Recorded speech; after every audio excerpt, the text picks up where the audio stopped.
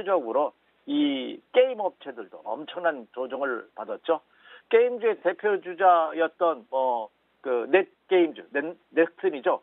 그 지난해 22,000원까지 갔다가 지난해 연말에는 이게 6,600원대까지, 6,000원대까지 곤두박질, 거의 고점 대비해서 반토막 이상 나는 그런 모습을 이미 보였었죠.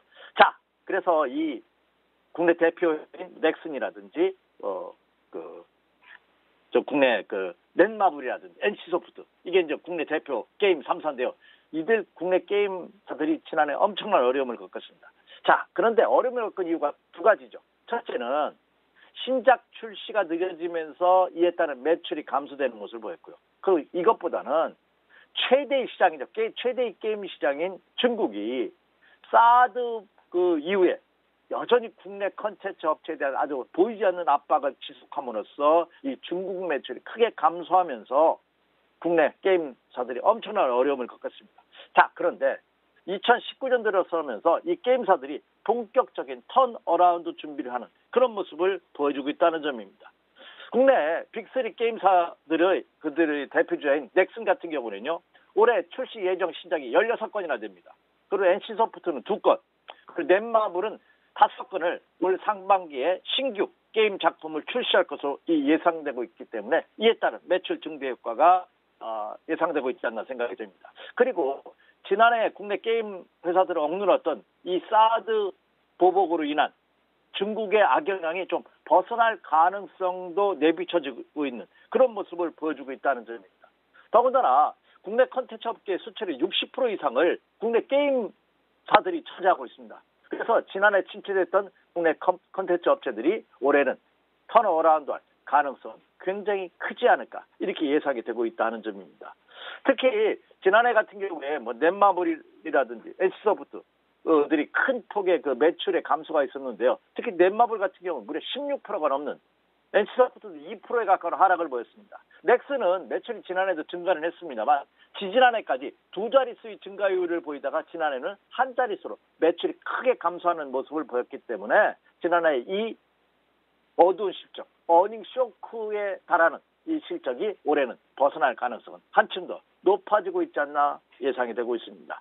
특히 이번에 출시하고 있는 신작을 보면은 저는 게임을 많이 하지는 않고 전혀 모르는 상태입니다만 이 젊은 층에서는 아니면 게임 매니아에서는 아주 선풍적인 인기를 끌고 있죠. 특히 이번에 넥슨이 신규로 출시하는 트라 같은 경우에는요, 사전 예약자만 무려 400만 명이 넘는다고 합니다.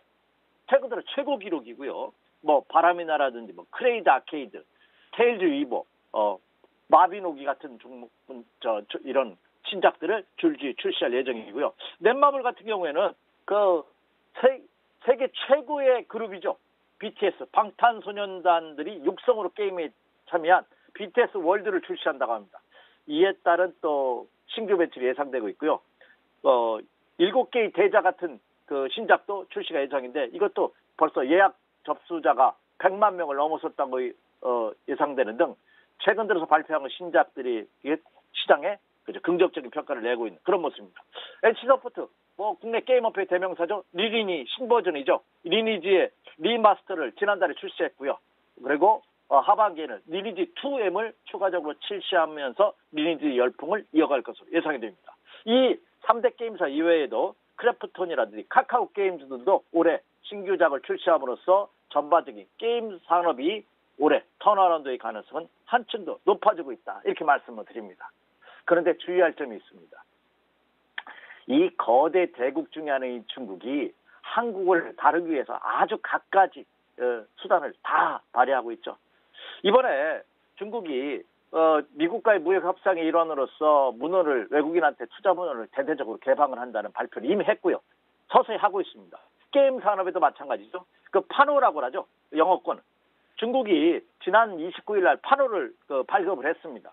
그런데 한국 게임 산업은 철저하게 하나도 없는, 한 업체도 파노를 발급하지 않은, 향후 어떻게 될지는 아직 미지수입니다만 발급하겠다는 의지를 갖고 있습니다만 현재로서는 한국 게임 산업에 대해서는 중국이 여전히 배타적인 모습으로 보이고 있다.